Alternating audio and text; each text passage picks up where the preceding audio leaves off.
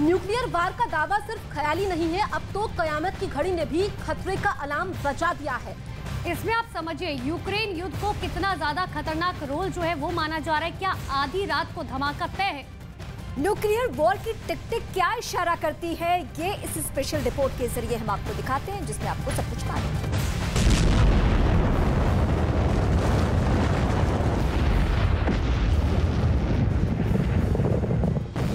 सवाल है, क्या परमाणु युद्ध का टाइम काफी करीब आ गया है?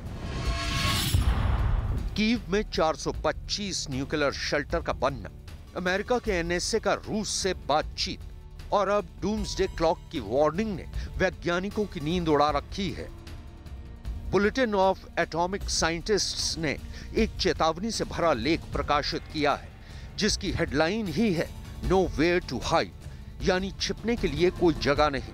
इसमें लिखा है कि कैसे परमाणु युद्ध करीब करीब दुनिया की पूरी आबादी की जान ले लेगा।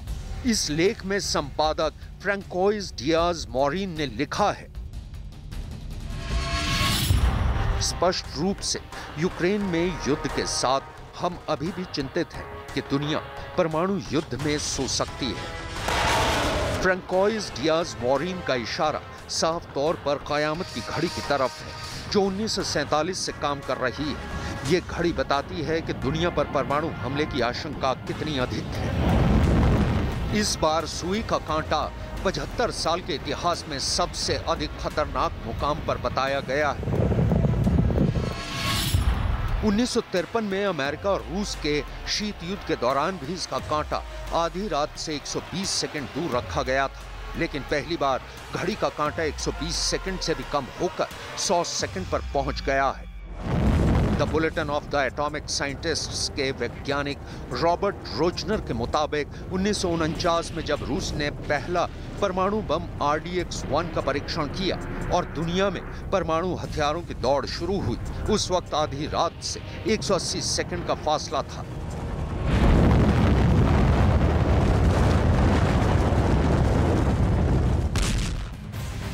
तो सिर्फ रूस यूक्रेन युद्ध ही नहीं, बल्कि दुनिया में कई और ऐसे मोर्चे भी हैं जहां युद्ध को बढ़ाने वाला तनाव अपने चरम पर है। और आशंका ये जाहिर की जा रही है कि पहला परमाणु फ्रंट यूक्रेन युद्ध में खुल सकता है। पुतिन कई बार परमाणु बमों की याद भी दिला चुके हैं।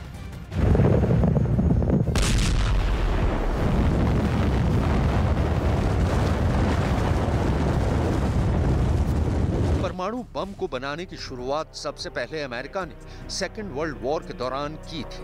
अमेरिका ने साल 1942 में परमाणु हथियार बनाने के लिए मैनहट्टन परियोजना की शुरुआत की थी, जिसमें तब $2 अरब का खर्च आया था, जो आज की तारीख में 2 लाख करोड़ भारतीय रुपए के बराबर है।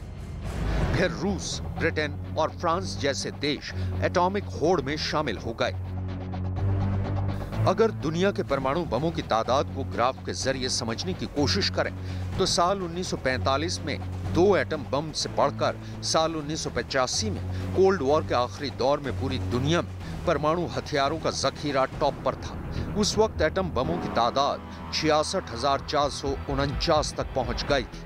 Bulletin of the atomic scientists द्वारा बनाए गए डेटा से पता चलता है कि 1986 के बाद से एटम बम कम होते गए हैं। Federation of American scientists FAS के मुताबिक 1990 के दशक की तुलना में हाल के दिनों में परमाणु हथियारों को नष्ट करने की रफ्तार में कमी तो जरूर आई है, लेकिन एक अनुमान के मुताबिक दुनिया में अभी भी तकरीबन 13,900 परमाणु बम मौजूद हैं। हालांकि शीत युद्ध के बाद परमाणु हथियारों के जखीरे में कमी आई है, लेकिन आज भी दुनिया के कई देशों के पास हजारों की संख्या में ये हथियार मौजूद है।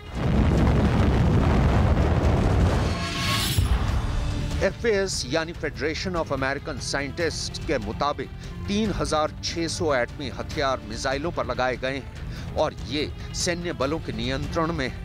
इनमें से करीब 1,800 हथियार हाई अलर्ट मोड में हैं और शॉर्ट नोटिस पर हमले के लिए तैयार रहते हैं। रूस ने 1,600 हथियार मिसाइल पर तैनात कर रखे हैं। अमेरिका ने भी इतनी ही संख्या में हथियारों को तैनात कर रखा है। फ्रांस ने 280 और ब्रिटेन ने 120 परमाणु हथियार तैनात कर रखे हैं। Stockholm International Peace Research Institute ने अपनी 2022 के सालाना रिपोर्ट में आशंका जाहिर की है कि दुनिया में बड़े तनाव के चलते परमाणु हथियारों के इस्तेमाल का जोखिम दशकों में सबसे अधिक बढ़ गया है। दुनिया में परमाणु हथियारों की तादाद बढ़ने की आशंका है। ऐसे में ये जान लेना बहुत ही जरूरी है कि फिलहाल दुनिया के कितने मोर्चों पर युद्ध को बढ़ाने वाला तनाव अपने चरम पर है। पहला परमाणु फ्रंट यूक्रेन युद्ध में खुल सकता है। पुतिन कई बार दुनिया को अपने पावरफुल परमाणु बमों की याद दिला चुके हैं। दूसरा न्यूक्लियर फ्रंट बाल्टिक देशों में मौजूद नेटो और रूस के बीच खुल सकता है, जहां न्यूक्लियर टेंशन बढ़ने की आशंका है। तीसरा मोर्चा उत्तर कोरिया के किम जोंग खोल सकते हैं, जिनकी परमाणु भूख लगातार बढ़ती चली जा रही है, जो दक्षिण कोरिया, जापान समेत अमेरिका तक के लिए परेशानी की बात साबित हो सकती है। चौथा परमाणु मोर्चा चीन खोल सकता है, क्योंकि परमाणु बम का बड़ा जखीरा रखने वाला चीन ताइवान को अपने नक्शे में मिलाने को आतुर है। चीन अगर ताइवान पर हमला करता है तो नौबत परमाणु युद्ध तक की आ सकती है। पांचवा न्यूक्लियर फ्रंट इजराइल और ईरान के बीच खुल सकता है। अगर इन 5 मोर्चों में से किसी भी एक मोर्चे पर परमाणु युद्ध हो गया तो नतीजा बहुत ही भयावह होगा। परमाणु युद्ध हुआ तो सीधे तौर पर 2 करोड़ से ज्यादा लोगों की मौत होगी। 2 अरब लोगों को भूखमरी का सामना करना पड़ेगा। दुनिया की आधी ओजोन परत भी खत्म हो जाएगी। धरती का एक बड़ा हिस्सा काले धुएं के आगोश में समा जाएगा। सूरज की रोशनी ठीक से धरती पर नहीं पहुंच पाएगी। दुनिया भर में मॉनसून पर बहुत बुरा असर पड़ेगा। परमाणु बम ऐसे बम होते हैं जो न्यूक्लियर रिएक्शन की वजह से बहुत छोटे होने के बावजूद भी बहुत बड़े धमाके कर सकते हैं। ये बम न्यूक्लियर फ्यूजन यानी नाभिकीय संलयन या फिर न्यूक्लियर फिजन यानी नाभिकीय विखंडन के फॉर्मूले पर काम करते हैं, जो विस्फोट के बाद बड़ी तबाही लाते हैं।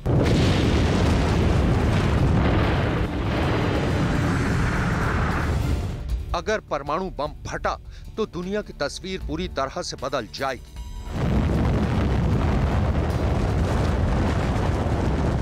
ये बम दुनिया के जिस हिस्से पर गिरेगा वो वीरान हो जाएगा। वहां की धरती बंजर हो जाएगी।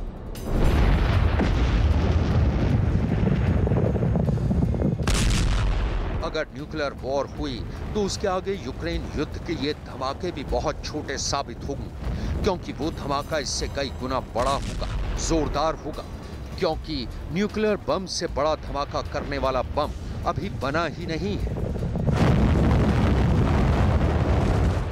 यही वजह है कयामत वाली घड़ी खतरे की घंटी बजा रही है।